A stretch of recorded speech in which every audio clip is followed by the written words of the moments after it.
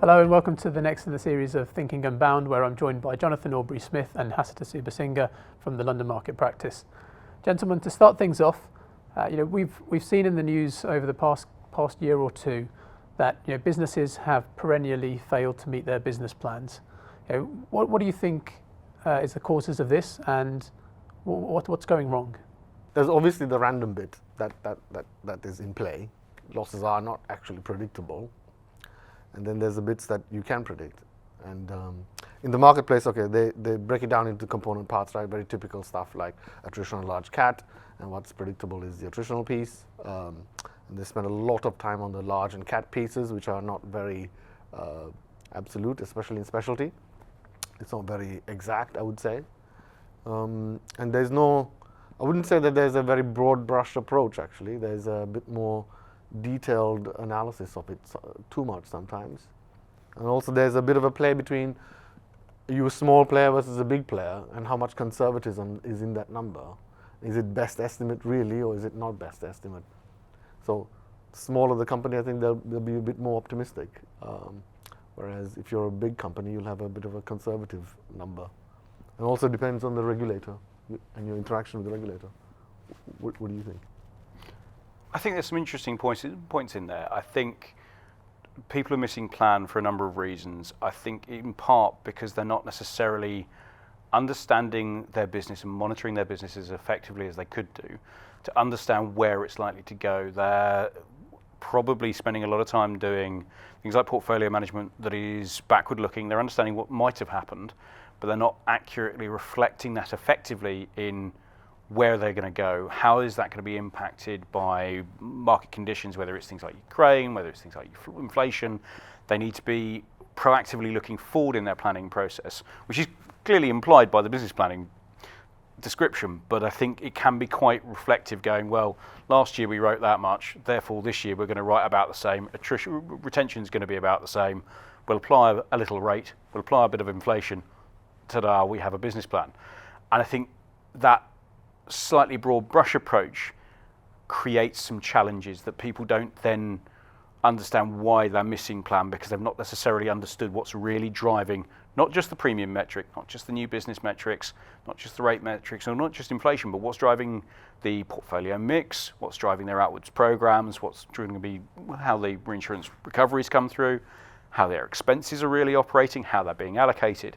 And on exactly the same note, how the capital is then coming through. I think you need to, for successful business planning, it needs to be a holistic view of the whole of an EP, your profitability, rather than a top line focused activity with actuaries then potentially taking away the loss ratios. Well, expanding on that point about backward versus forward looking, right? So I noticed that it's a big challenge. It's a big challenge to identify little features that went wrong in the past, that you want to correct it, and then you want to demonstrate underwriting corrections that have gone through. So that is a big challenge, and a lot of resource and a lot of time is spent just trying to communicate that and to find it, to mine it. So there's a lot of the underwriter understands that, the actuary is trying to articulate it and quantify it. And digging through the data and spending loads of time trying to piece it out and show it. And in that chain of communication, you've got to communicate with the underwriter, you've got to communicate with the CUO, you've got to communicate with finance, you've got a lot of people to communicate with, and that takes a lot of time, and a lot of resource. And just picking up on that point in terms of how long it takes for that process to happen.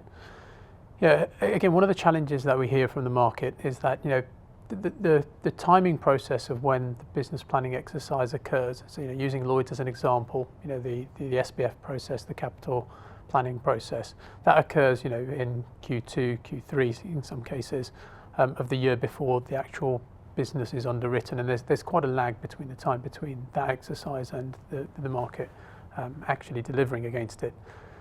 How frequently should people be revisiting their plans, addressing them, going through that full exercise that both Jonathan, yourself, and Haz, you spoke about? What does an optimal solution look like from that perspective? So at the moment, right? So there's the Lloyd's SBF process, and then there's If your company is owned by, let's say, an American parent or a part of a large insurance company, then there's another internal business planning process to do. There are teams that do business planning throughout the whole year, all the time. That's what they do, just business planning, and it's not generally understanding what's going on in the business and why they've done something. It's a massive resource issue because there are teams that constantly business plan, and there are instances, I've heard this question many times, where an underwriter or a CEO would say, "Oh, that loss happened. What's my plan number now? Has it changed?" And should it change in that instance? That's the thing. It shouldn't, I think. It shouldn't if you've been planning properly in the first place, because unless that loss is so out of character for the market, so out of character for the line of business that no one could have foreseen it, and it's materially changed the future of that particular line of business, then you should have already considered it. You should have already given thought to things that aren't in your loss history, things that are developing as a market trend, particularly if it's a large cat. The only way, if you take a major cat comes through, whether it's something like Hurricane Ian or similar, if it's market changing in the sense of it's burnt a lot of capital, then yes, there may be new opportunities to write more business, but that shouldn't necessarily be changing your loss profile unless you're choosing to proactively change your loss profile. And that should be an inherent part of that planning process. That I think, coming back to your point about having lots of teams just doing planning, one of the challenges there is, are the right people involved all of the time? Because I think it can get slightly disjointed where there can be a planning team that may report to somebody like the CEO that are focusing on planning, but making that disjointed, whether that's from reserving actuaries, pricing actuaries, and most importantly of all, the frontline underwriting teams. If it gets done in quote marks over there, you end up with this plan that nobody buys into, or they don't really buy, that's not my plan in quote marks, and they are less wedded to achieving it. So I think if you've understood your portfolio properly, you've got really strong portfolio management structures in place, that you really get where your business is going, you get where it's been, and that you've spent a lot of time focusing on what's coming, then your planning exercise should be a simpler process because you've done the groundwork and you're focusing on that understanding of your portfolio on an ongoing basis rather than a one and done sort of planning process, or even if it's an annual planning process. If we're only focusing on the planning, we're not understanding on what we're doing today and how's the market modifying today, and therefore what are my steps to move forward. I think I create myself a bigger problem and I'm more likely to miss the plan.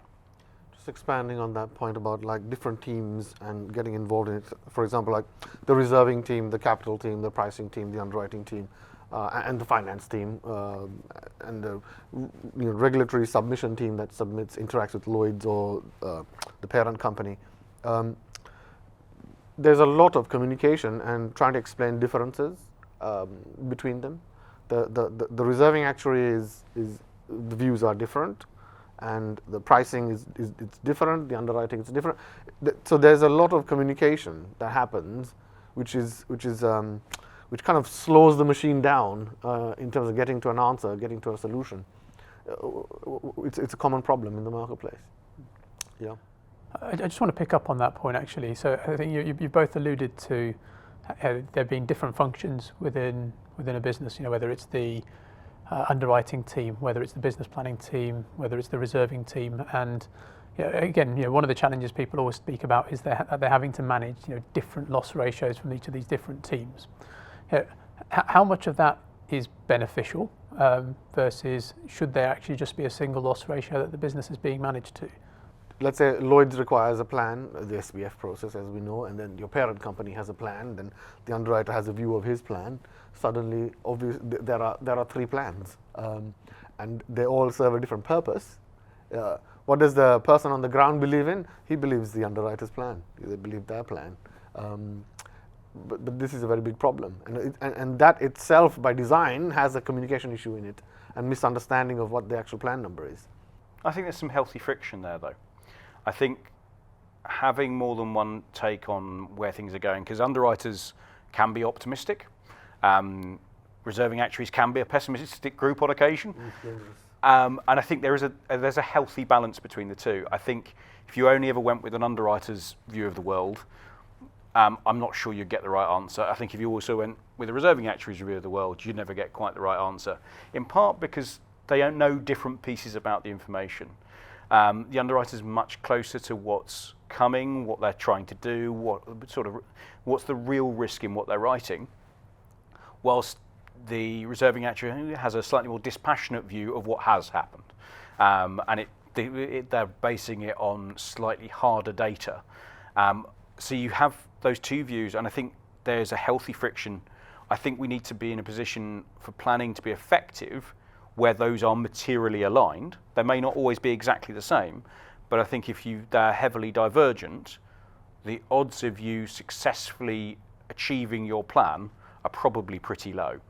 I think combining those together, and I think that comes through things like a convening authority within something like a portfolio management function, where you are bringing those different views in, that it's not just the underwriter's view, but it's not just the reserving actuary's view, it's not just the pricing actuary's view.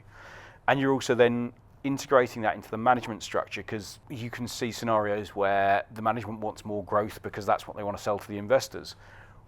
And the underwriter's going, well, I can't get any.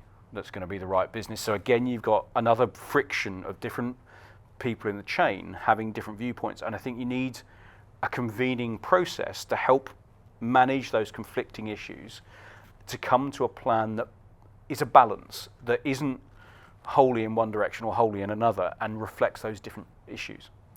So expanding on that process point, because it's a very, very good point, where communication has become easy is where you have systems or dashboards where you can select the features that you want to show and deselect, and everybody has a similar, highly customizable but fits their portfolio kind of dashboard, and that really helps communicate between the different functions, right? Because everybody's on the same page. They're looking at this, they're interrogating the same data, they're able to filter the same data, and they're able to structure those filters the way that is prospective of the portfolio. So I've seen companies where they have that embedded, they're a lot quicker to communicate. They're a lot quicker to understand each other and come out on the same page.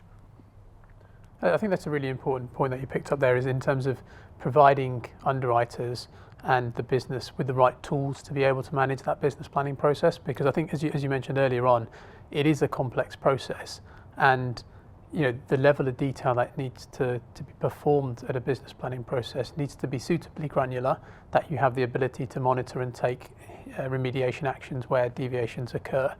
But it can be difficult to get people to produce plans at a suitable level of granularity, and I think providing the right tools, the right portfolio management reports, which allow the users to be able to input their key assumptions, is what really drives that ability to be able to steer the business. I think there's the principle of simplicity is very relevant here, in terms of actually, business plans should be as simple as possible, but no simpler, because you need to be able to have a function where you can take remediation action, recognise the differences, and then remediate quickly.